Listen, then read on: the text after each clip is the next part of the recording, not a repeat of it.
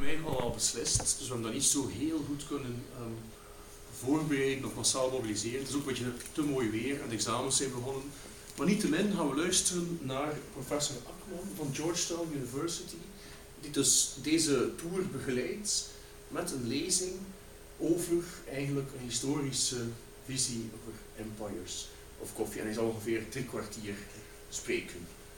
And actually, after my presentation, we'll have a small. We'll show you our truck and everything, and then we will have a drawing. Goeie namiddag. My name is Ercüment Akman. En mijn presentatie doet wij van 40 minuten. En het is not in Engels. Empires of Coffee is the theme we picked up. And then when we visited, the first lecture was in Leiden University, and the library has Melchior Loric's Panorama of Constantinople. And also coffee is a very panoramic subject, so we picked on a few things about coffee. And on the theme of the empires of coffee, our starting point was the famous Turkish saying, 40 years of friendship for the sake of 1 cup of bitter coffee. Of course, the Dutch has something to do with it by bringing their Robusta coffee from Java in that. But also in the 16th and 17th century, there was here's a banquet scene in a miniature, and then we see people preparing coffee, and the Ottoman gentlemen, a variety of Chelebis, enjoying coffee, and they're playing like games of backgammon. Now, of course, the coffee consumption, Turks are very entrepreneurial. If you truly see how they respond to these changes, they try to take advantage. It's a very famous and much reproduced image of an itinerant coffee seller. It's a Kahveci Turk. He's using, in a very similar fashion, in the city walls in one corner, they create their own business and sell coffee. But of course, coffee was almost 500 years ago. An Ottoman governor brought in coffee to the palace, and we have records of coffee being brought by pilgrims who go to Mecca and Medina for the pilgrimage.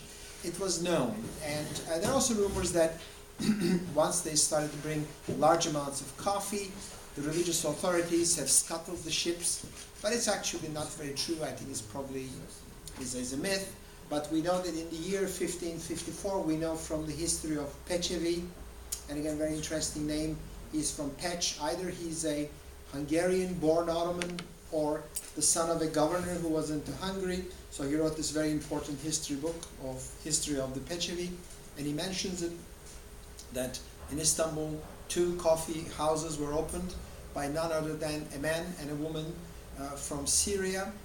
And just to give you the sound of Turkish of the era, the way it is written, I'll read it for you. It talks about that a lot of literati would get together, they will read their poetry to each other, they'll play music and listen to new compositions, and they will sing, and they will play backgammon and everything. This is how it sounds in the history of the Pechevi. 1554 yılında Halepli Hakem ve Suriyeli Şems adında 2 şahıs Tahtakale'de birer kebir dükkan açıp kahve furuşluğa başladılar. Keyfe müptela bazı yaranı safa, hususuyla okur yazar makulesinden nice zürefa toplanır oldu. 20'şer 30'ar yerde meclis durur oldu. Kimi kitap okur, kimi tavla ve satrançla meşgul olur, kimi nevgüfte gazeller getirip marifetten bahsolunurdu. Now, of course, the interior architecture of the coffee house was a completely new phenomena, and up until that time, welcome, Huyanamida. Up until then, there existed a place of worship or a place where you live and a place where you work, but with the coffee house, they created a 4th space. In that respect, maybe it is no different than the Facebook of today, but Facebook of the Ottoman times had an architectural structure to it, and they tried to create this across cultures and across the strata. And the Ottoman society, it wasn't necessarily a classless society. It had its classes, but the classes were organized based on what you do. So, and again, the coffee houses they were arranged. So here is where the coffee is being prepared. But they arranged seats of different heights so that people at different strata of the society, they would visit the coffee and they would really show their place in the society too. These are the first one, and also this one is the watercolor by the same Amedeo Preziosi, which was a Maltese painter who lived in Istanbul for a very long period of time. Again, you see a variety of types, not only enjoying coffee, but also enjoying the tobacco that was introduced a little later about the same time. Now, foreign visitors were no strangers to the scene, and then we see all these palatial coffee houses of the empire. Later on, when the coffee houses were introduced to Europe, some of them were very rundown places. Just somebody would do this for economic reasons, and not until some entrepreneurs from the Ottoman Empire would go to Europe, and they're usually Armenians and Greeks of the Ottoman Empire, in some cases, like in England, a Jewish student. They would create this very high image, high cultured places with fountains in the middle.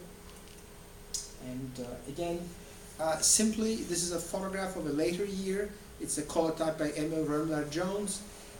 We know that this was widely reproduced because it was a colotype. Colotype is a photographic process. They enabled you to print actually very high resolution images in hundreds of thousands of images so the tourists can buy. But even on the way it represents the Ottoman society, when we look at it, we see that the soldiers would carry medals. So they are from a campaign after 1897. And then we see a lot of people with their potter and characteristic wear. So this is a neighborhood coffee house that they're coming from the Balkans of the Rumelia because of the way they're dressed. But also you see the ruffians of the kabadayı, the tough guys of the society is there, and the coffee owner with his people are looking out, and you see the different strata, the immigrant within the society is there, the soldiers are there, they're telling their stories. So it's a very interesting medium of interchange in the society. That's what it represented. But again, this type of image, it appealed also to Germans. Germans, as usual, they approach things in a very academic way. We see a lot of mention of this coffee in their books. And then eventually this is a famous coffee house. And we see someone like an angelic figure, a Cupid, presenting a coffee to someone who's dressed in a very oriental manner. You can still find this Baum Cafe. It's part of it is a museum. The other parts, there are 3 different types of coffee house in Leipzig. So when you go there, you will still visit and enjoy coffee the way the Germans intended to do. Well, there's another reason why you should visit maybe Leipzig, because there's a Turkish Kammer in their museum. It's one of the richest collection of Turkish tents and arrows and other fabrics and things like this. So 2 reasons to go to Leipzig. If you get tired of visiting the museum, here's a place that you can still enjoy Turkish coffee. Now, not only that, coffee had another aspect to it, because it became a symbol for a protest movement.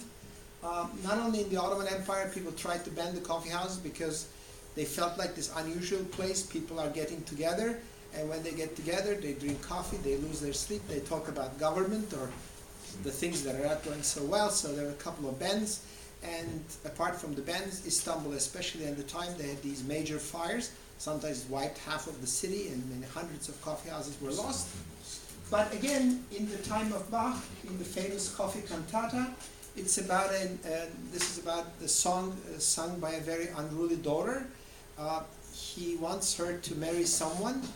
She refuses the husband because my husband should afford me a couple of cups of coffee in the famous cantata. And if someone wants to delight me, let him pour me coffee. He says, no, it's just coffee, coffee, coffee. It's, you can find it on YouTube and listen to it. It's a very funny and very entertaining cantata. But the reason this was introduced in the Bach play was at the time also Germany was trying to ban the coffee.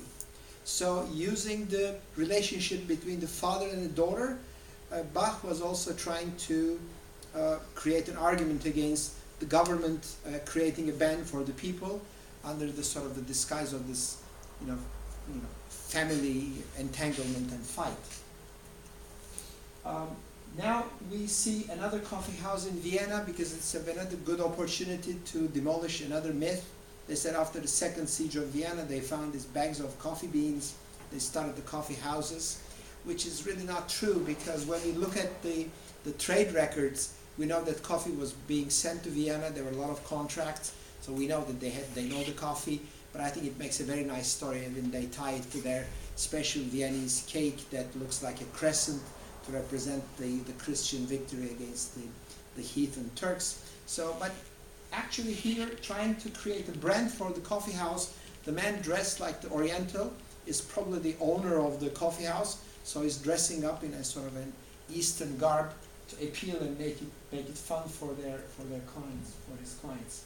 Now, the first people who recognized the coffee and the coffee drinking habit was, of course, the Venetians. Venetians are, in a way, Venice was the last stop of the Silk Road, and in many aspects, even when you look at architecture, it is the way they trade is kind of Middle Eastern country, to be true with you, and because of their trade, they were usually against the policies of the other Italian states, and especially with the papal states.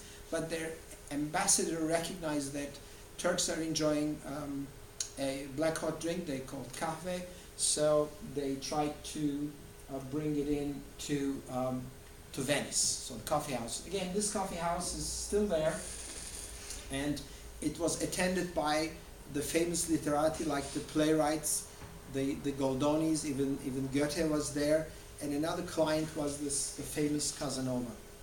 Now, what Casanova talks about here, we don't want to portray him as the sort of, like the way he symbolized the debauchery of his times, but he used this environment to promote free thinking, because it says man is a free agent, but he's not free if he does not believe it. For the more power he attributes to destiny, the more deprives himself of the power which God granted him when he was born. Now, due to some of his activities, maybe they were making catcalls to ladies passing in front of the coffee house. He ended up in the Piombi, in the prison. So when Casanova was in prison, he said, I gotta get out of here. So he started digging a little tunnel. So before he finished the tunnel, they moved him to another cell. So he started digging in this new cell. So when he finished digging, he fell through the floor, and he found himself in the court chambers of the Inquisition, the Venetian Inquisition. And then he walked out, and the guards seeing him walking out, they thought he's one of the officials of the Inquisition court, so they let him go. So, and then his friend said, oh, that's great, you're out of jail, we got a gondola waiting for you, you got to run out of Venice. So what does he do? He says, I can't run out right away, I have to go to my coffee house, talk to my friends, say goodbye to them. So this is a habit that developed. Unless your friends know what you're doing, you're basically nothing. So you can't be a free man unless you share it with your friends at the local coffee house. So the next 20 years he spent in France, and actually at a certain period in his life he visited Constantinople, Istanbul at the time. To his sort of, he feels sorry that he couldn't see very many women in Constantinople, but he engaged some Turkish intellectuals, so they did talk about literature and other good things in life, and drinks and things like that. So now here's another picture from Italy. It's a Francesco Betta's picture of the Oriental Cafe in Trieste. It's about 1888. The two figures in front of it, they're dressed like the Greeks and the Armenians or the Greeks of the era. These two characters, they're enjoying coffee. In many ways, these minorities, which Ottomans organized them as a millet system, each community based on the religion with their own system, they would do the trading, and we see later on people who introduced coffee houses to other parts of Europe. But in case of France, the introduction of the coffee was something different. France at the time created a trend for coffee because the Ottoman ambassador Süleyman Aga arrived in Paris in 1669, and when he started giving parties in his place, it was the rage of the Parisian society to go to Süleyman Aga's residence and enjoy Turkish coffee in the Turkish manner, so everybody wanted to do that. And it was obvious to Bria Savarin, that at the time he tried to discover what this thing was, and in his famous book on food, he devotes a big chapter. Of course, at the time, coffee was not associated such as Turkish coffee. When people said coffee, they know automatically that it was Turkish. So, it chases away sleep, give us capacity to engage a little longer in the exercise of our intellects, which was no news to other people who started using coffee. They found this enthusiastic change in their bodies and intellectual activity it generates. But what happened is when Süleyman Aga returned, and Armenia and his entourage stayed behind and opened one of the first coffee houses in France.